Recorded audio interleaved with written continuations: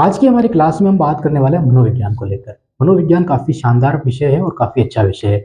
हमको इसको समझने के लिए काफ़ी सरल बनाना पड़ेगा सबसे पहला तो, और दूसरा है कि इसमें काफ़ी सारे ऐसे लोग आएँगे, काफ़ी सारे वैज्ञानिक आएँगे, काफ़ी सारे मनोवैज्ञानिक आएँगे, काफ़ी सारे दार्शनिक आएँगे इसके अंदर, काफ़ी सारे इतिहासकार भी इसके अंदर हमको शामिल करने पड़ेंगे, क्योंकि हमारी समझ को बढ़ाने के लिए। हम सिर्फ़ डायरेक्ट रट नहीं सकते हैं, मनोविज्ञान को समझना काफ़ी ज़रूरी होता है। कैसे समझना? तो एक एग्ज़ाम्पल देखो कि जब कोई पेशेंट हॉस्पिटल में जाता है ना, अस्पताल में जाता है, तब एक नर्स के द्वारा उसकी नब्ज़ चेक करके बता दिया जाता है कि इसका ब्लड प्रेशर कितना है। तो ये चीज़ें हमारे सामने हैं और यही हमारा मनोविज्ञान है। शुरुआत में मानव था, उसने क्या किया था? उसको क्या समझ थी हमें? हमारी किताबों में सीधा लिखा हुआ है इस मानव को लेकर कि शुरुआत में मानव के पास दिमाग बिल्कुल भी नहीं था। उसके पास वाले व्यक्ति को ये भी डर नहीं था कि उसके पास वाला जो व्यक्ति बैठा है उसको मार के खा सकता है। ये समझ भी उनके अंदर नहीं थी। ये समझ विकसित हुई थी। तो ये समझ विकसित होना सिर्फ़ एक कोई शक्ति के द्वारा विकसित नहीं हो गई थी ये समझ। ये इंसानों के द्वारा चर्चा की जाने लगी होगी, उन समूहों के द्वारा चर्चा की जाने लगी होगी, उन समूहों के अंदर उनकी भावनाएँ बढ़ी होगी, तब जाके ये चीज़ें उनके सामने आने लगी होगी। शुरुआत में वो अपने परिवार को भी मार के खा रहे होंगे, ये उनके लिए सामान्य घटनाएँ थी। लेकिन बाद में हम जब समाजशास्त्र को हम पढ़ते हैं, तो हम देखते हैं कि मानवों के द्वारा जब समूह में रहने लगे और जब उनको ये एहसास होने लगा कि उनका भी परिवार होता है, तब उन परिवार के सदस्यों को वो नहीं खा रहे थे, बल्कि वो दुश्मनों का शिकार करके खा रहे थे। ये स्थिति उनके सामने आती है। तो हमारे सामने एक चीज़ आती है यहाँ पे कि शुरुआत के अंदर शुरुआत के अंदर मानव सिर्फ़ हड्डियाँ और मांस का ढाँचा था क्या? हड्डियाँ और मांस। शुरुआत के अंदर सिर्फ मानव हड्डियाँ और मांस का ढाँचा था क्या? या उसके अंदर भावनाएँ भी थी? तो कॉन्सेप्ट हमारा यहाँ पे गलत हो जाता है कि उसके अंदर भावनाएँ नहीं थी बिल्कुल भी। उसके अंदर सिर्फ सामने वाले इंसान में देखने वाली चीज़ थी, तो वो सिर्फ हड्डियाँ थी उसकी और मांस था। हड्डियाँ इसलिए थी ताकि वो शिकार करने के लिए कुछ हथियार बना सके, और मांस इसलिए था ताकि अपनी भूख मिटा सके। बाद में ये समूह बनने लगे, ये विचार इनके सामने आने लगे, और प्लेटो का नाम सुना होगा आपने। प्लेटो के द्वारा एक बुक लिखी गई और उस बुक में ये कहा गया था प्लेटो के द्वारा कि आत्माएँ और शरीर। उसने एक तो ये साफ कहा कि आत्माएँ और शरीर होता है उसने ये कहा। ये नहीं कहा कि आत्मा नहीं होती, ध्यान रखना, कि होता है। लेकिन उसने इन दोनों को अलग-अलग बताया। अलग-अलग बताया किसने? प्लेटो के द्वारा। क्या कहा गया? उसके द्वारा कहा गया कि आत्माएँ और शरीर दोनों अलग-अलग होते हैं। अगर आत्माएँ अलग होती है, समझना यहाँ पे कि आत्माएँ अलग होती है फिर, तो शरीर के अंदर जो सोच आ रही है, वो कहाँ से आ रही है? तो इसके द्वारा कह दिया गया कि अदृश्य शक्ति है। अदृश्य शक्ति है, ये बहस छिड़ गई।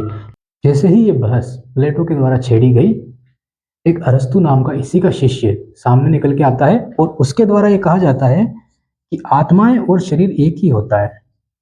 आत्माएँ और आत्माएँ और शरीर एक ही होता है। इसके द्वारा अरस्तु के द्वारा कह दिया गया। यहाँ पे और बहस छिड़ गई और ये बहस सदियों तक चलती रही। देख समझना यहाँ पे।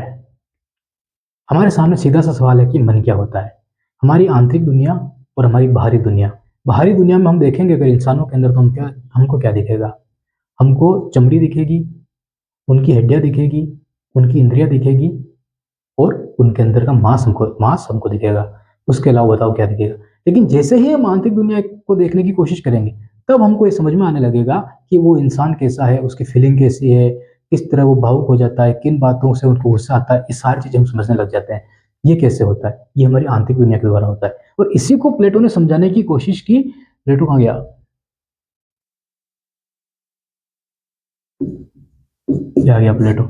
इसी को प्लेटो ने समझाने की कोशिश की, और प्लेटो ने ये कहा, सीधे शब्दों में कहा कि गुफाओं के अंदर बैठ के परछाइयाँ देखने से अच्छा है कि आप बाहर निकलो और बाहर की दुनिया देखो। अब बाहर की दुनिया से उसका क्या मतलब होगा? तो बाहर की दुनिया से उसका मतलब सीधा रहा है, आप सूरज को देखो, आप पेड़ों को देखो, चाँद को देखो, आप इन चीज़ों को देखो। अंदर बैठ के गुफाओं में परछाइयाँ देखने से आपकी समझ नहीं बढ़ने वाली है। अब ऐसा तो है नहीं कि सारे लोग हमेशा गुफाओं में बैठे होंगे, बाहर तो निकले होंगे ना। लेकिन उन्होंने जानने की कोशिश नहीं की होगी कभी कि ये सूरज यहाँ से उधर क्यों जा रहा है, ये अंधेरा हो जाता है वापस दिन हो जाता है, ये चीज़ें क्यों हो रही है, पेड़ बड़े कैसे हो जाते हैं, पहाड़ों पे भी कभी बारिश हो रही है, कभी धूप पड़ रही है, ये चीज़ें क्यों हो रही है। तो इन सारी चीज़ों को समझने के लिए प्लेटो ने आह्वान किया और कहा कि इन चीज़ों को समझने की कोशिश करो, ये दुनिया हमारी सोच से काफ़ी बड़ी है, ठीक है? लेकिन उसने आत्मा को और शरीर को अलग पाया, ये ध्यान रखना। उसके बाद उसका ही शिष्य अरस्तु आया। अरस्तु के द्वारा कहा गया कि प्लेटो ने जो कहा था वो सत्य नहीं है। अरस्तु ने कह दिया कि आत्मा और शरीर एक ही है और एक ही है ये, और बल्कि अरस्तु ने तो ये कह दिया कि आत्मा ही शरीर की जान होती है। जब शरीर खत्म होता है तो आत्मा भी खत्म हो जाती है, ठीक है? तो प्लेटो के द्वारा सीधा ये कह दिया गया। यहाँ पे इस कॉन्सेप्ट को समझना, प्लेटो के द्वारा ये कहा गया कि आत्माएं अलग होती है, मतलब कि चारवाकों की बात नहीं की इसने। अरस्तु ने ये कह दिया कि आत्माएं और शरीर एक ही होता है, मतलब कहीं ना कहीं चारवाकों की बात कर ली। चारवाकों ने सीधा कहा है कि हमें जो दिखता है वही सत्य है। अरस्तु भी वही कह रहा है कि जो हमें दिख रहा है वही सत्य है। हमारे सोचने के तरीके, हमारे समझने के तरीके, हमारी चिंताएं, हमारी भावनाएं कहाँ से आ रही है? ये सारी चीजें यहीं से निकल के आ रही है, हमारे शरीर से निकल के आ रही है। अब इसी को सच साबित करने के लिए कुछ एग्जाम्पल भी दिए मनोवैज्ञानिकों ने। लेकिन हमें भूख लग रही होती है तब हमको दूसरे विचार नहीं आते, बस भूख के ही विचार आते हैं। लेकिन जब हम खाना खा लेते हैं तो भूख के विचार को छोड़ के हजारों विचार हमारे सामने आने लगते हैं। ये भी एक एग्जाम्पल है इनको समझने के लिए कि आत्माएं और शरीर एक ही होता है, अलग अलग नहीं होती। अरस्तु के द्वारा जो कहा गया था उसको लेकर ये कॉन्सेप्ट हमारे सामने निकल के आया। अब सवाल उठता है यहाँ पे, और उसी सवाल का जवाब हमको देना था, और वो सवाल था कि मन क्या होता है हमारा?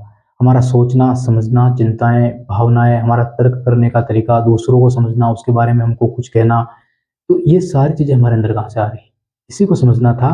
और जो बहस अरस्तु ने और प्लेटो ने आत्माओं को लेकर छेड़ दी, आत्मा और शरीर को लेकर छेड़ दी, और इसी बहस का नतीजा सदियों तक ये बहस चलती रही।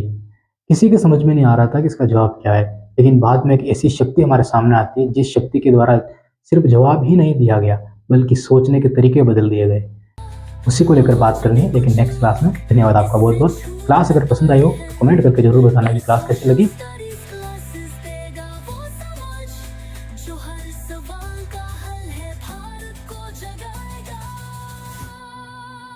ये सोशल स्टडीज क्लासेस